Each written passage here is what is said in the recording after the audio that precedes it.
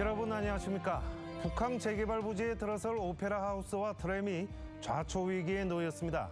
해양수산부가 지원이 어렵다고 밝히면서 사업 진행 자체가 불투명해졌습니다. 1단계 사업 준공도 2년 이상 늦어지기도 했습니다. 박준호 기자가 보도합니다. 북한 재개발 1단계 사업에 빨간불이 켜졌습니다. 해양수산부가 트램 운영비와 오페라하우스 건립비 지원이 어렵다고 밝힌 겁니다. 트램의 경우 기반시설 공사비 801억 원만 부산항만공사가 투자하고 열차 구입비와 트램 운영 비용은 부산시가 부담해야 한다는 겁니다. 더욱이 도시철도법에 따라 관련 절차를 이행해야 한다는 단서 조항이 붙으면서 부산시가 트램 운영을 거부하거나 인허가 협의가 여의치 않을 경우 트램 사업 자체가 백지화될 수도 있는 상황입니다. 오페라하우스 건립비도 해수부의 지원이 필요하다는 지적이 국정감사에서 제기됐지만 문성혁 장관은 못 도와준다고 밝혔습니다. 공동사업자로 협약을 맺어서 이것을 하는 게 좋겠다. 이렇게 해서 지금 해수부에 결제가 올라가 있어 장관님이 지금 결제를 안 하고 있는 거예요, 그거를. 공식적으로 저희가 도와드린다는 그 문서가 하나도 없습니다. 그리고 이것을 갖다가 부산시가 하겠다고 기록이 남아 있습니다. 트램과 오페라하우스 사업 차질이 불가피해지면서 1단계 사업 전체 준공은 2022년에서 2024년으로 2년 연장됐습니다. 20만 제곱미터 규모의 친수공원 조성도 당초 내년 5월에서 8월로 미뤄져 문재인 대통령 임기 내에는 어렵게 됐습니다.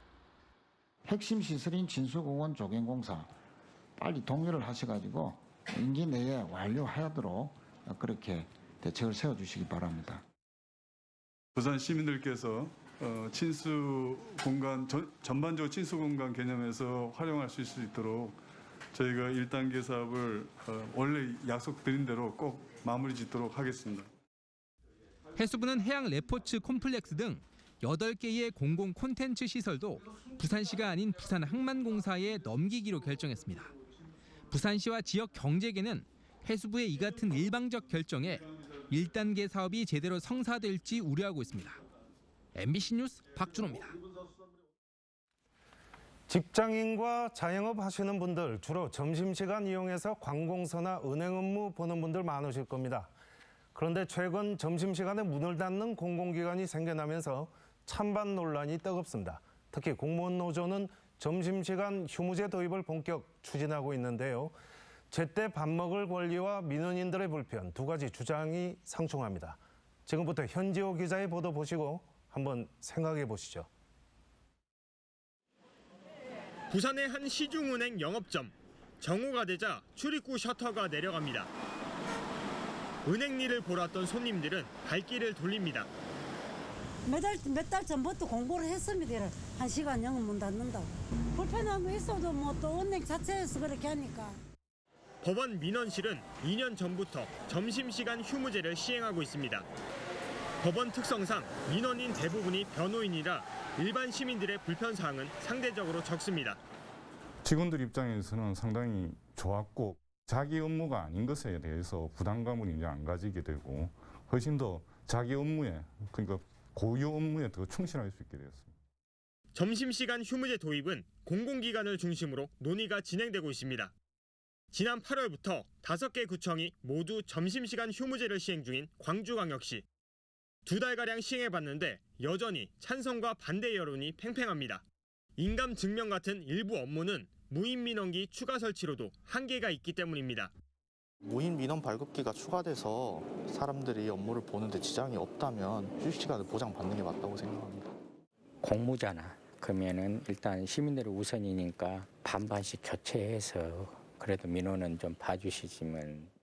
전국 공무원 노조 부산지역본부도 점심시간 휴무제 시행을 요구하고 있습니다. 내년 1월부터 도입 시행할 것을 주장하고 있습니다. 지방공무원 복무 규정은 정오부터 오후 1시까지를 점심시간으로 규정하는데 1시간 범위에서 달리 운영할 수 있다는 단서 조항이 있습니다. 노조는 오는 20일 부산 지역 16개 구군청의 민원실을 정오부터 1시간 동안 닫을 계획입니다. 부산시 16개 구군 전체가 점심시간 휴무를 전면적으로 시행합니다. 더 이상 참을 수 없다. 구청 민원실은 공공 서비스인 만큼 교대 시간을 활용하면 된다는 의견. 불편하겠죠. 그리고 공무원들도 다 같이 나가는 게 아니고 이렇게 교대로 나가는 걸 봤거든요. 그것도 참 좋은 생각이라고. 반면 공무원들도 노동자인데 쉴 권리를 보장해야 한다는 의견이 교차합니다.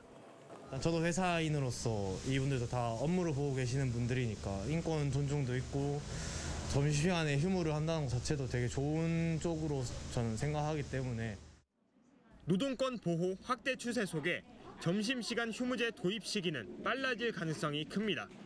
민원 업무의 공백을 어떻게 효율적으로 처리할지가 남은 숙제입니다. MBC 뉴스 현주호입니다.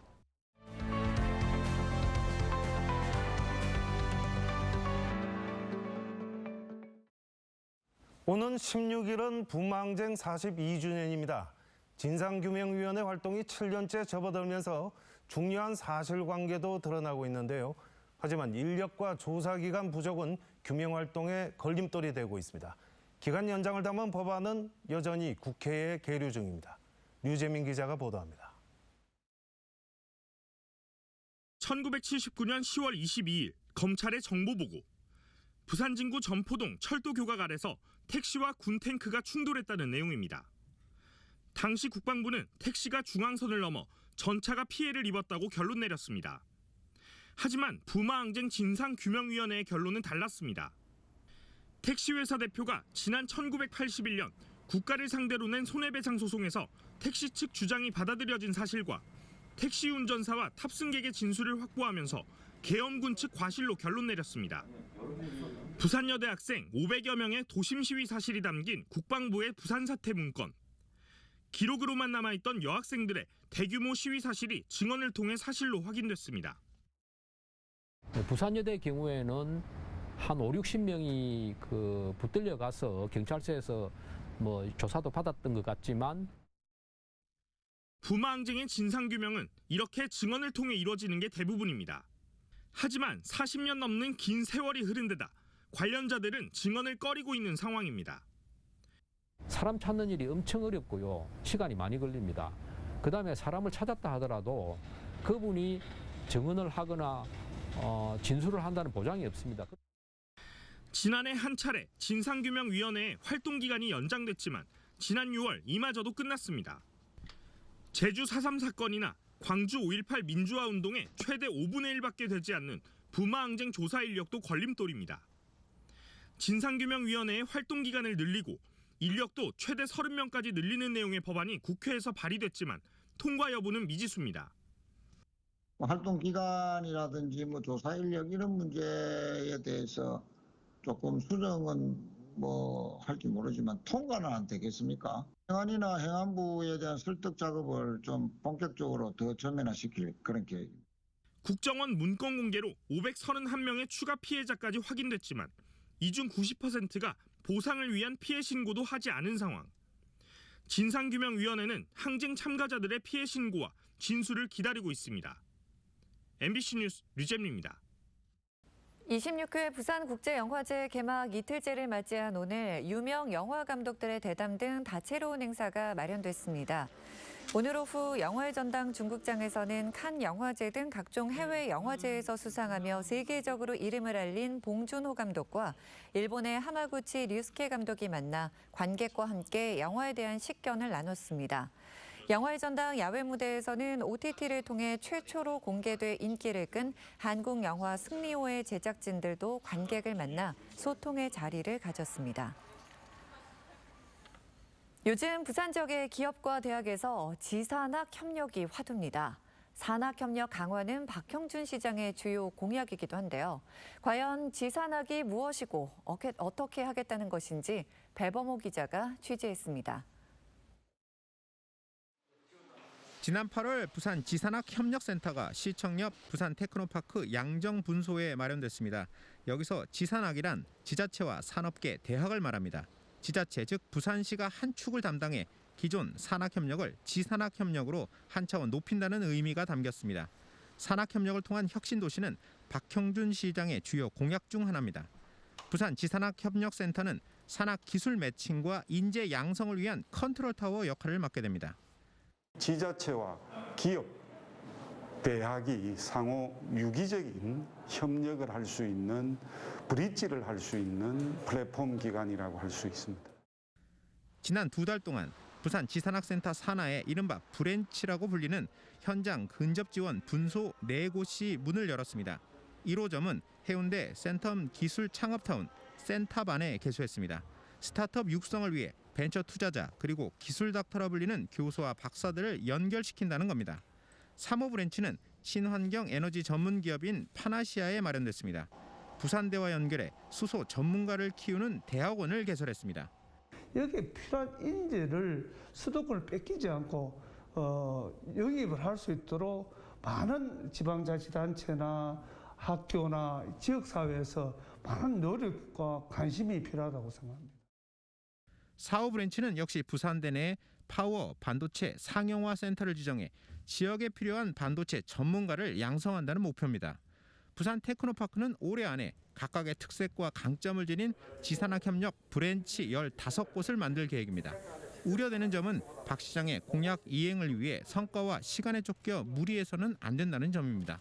무엇보다 지속 가능해야 하고 적재적소에 돈과 사람을 연결시키는 해안이 필요해 보입니다.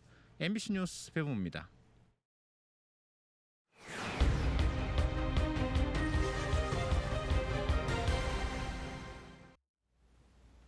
부산에서는 하루 사이 35명이 코로나19 신규 확진 판정을 받았습니다.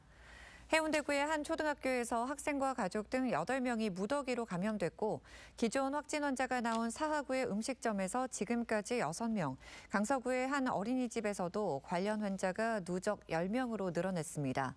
최근 아스트라제네카와 화이자 백신을 접종한 3명이 잇따라 숨져 방역당국이 백신 인과성에 대한 조사를 벌이고 있습니다. 현재까지 부산시 전체 인구의 56.5%가 1, 2차 접종을 모두 완료했습니다. 전국 공무원 노조와 교직원 노조 부산지부는 오늘 부산시청 앞에서 기자회견을 갖고 공무원과 교원들의 정치 기본권 보장을 위한 법령 개정을 촉구했습니다. 이들은 공무원과 교원의 신분과 정치적 중립이 법률로 보장되고 지난해 10만 국민동의 청원까지 성사됐지만 국회가 아무런 조치를 취하지 않고 있다며 관련 법령을 조속하게 개정해야 한다고 주장했습니다.